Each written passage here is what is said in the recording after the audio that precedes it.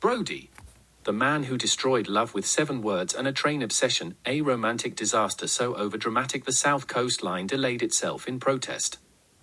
He was the kind of soul who cried when trains arrived on time, who wore fingerless gloves unironically and referred to the Kiama Bombo route as pure poetry on rails. His love for trains was legendary. He once described a V-set carriage as the closest thing to heaven since Samantha's eyes. And Samantha?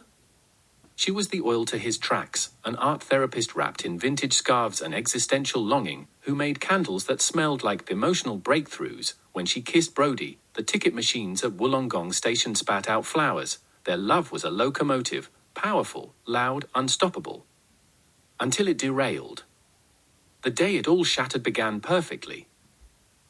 Samantha had planned an emotion picnic near the old red signal post by Wollongong Harbour, where they had first shared a meat pie and a slow-motion kiss. She brought vegan cheeses, handmade oat crackers, and a portable speaker softly playing train ambience to make him feel safe and soothed. She turned to Brody, eyes full of rainbows and risk, and whispered, "Brody, do you think I'm beautiful when I cry?"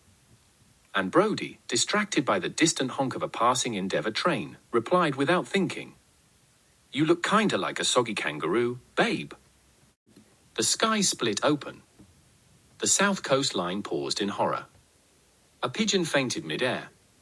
The Opal machine at North Wollongong burst into flames. Samantha dropped her vegan brie. She rose like a mythic goddess of devastation and whispered, "You have derailed the train of my heart." And with a scream so powerful it caused 2 timetables to burst into confetti, she vanished into the mist, leaving only the scent of betrayal and slightly squashed crackers. Brody was never the same. He stopped wearing his conductor's cap, he stopped waving at passing drivers, he stood motionless on the Unandra platform for 11 hours just whispering, "Next service to regret."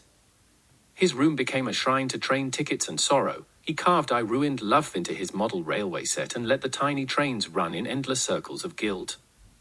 He tried winning Samantha back by composing a song called "Platform of Pain" using train whistles and his own sobs. He performed it at the Crown Street Mall with a single tear rolling down his cheek into a freshly purchased Opal card. Meanwhile, Samantha unleashed her fury through art. She installed a sculpture outside Wollongong station titled "Kangaroo in the Rain," a soaking marsupial clutching a rose, sobbing silently into the wind. The mayor wept at its unveiling. And every now and then, Samantha passes Brody near the rail tracks. He's sitting there, in his old conductor's uniform, a flower in hand, eyes fixed on the horizon.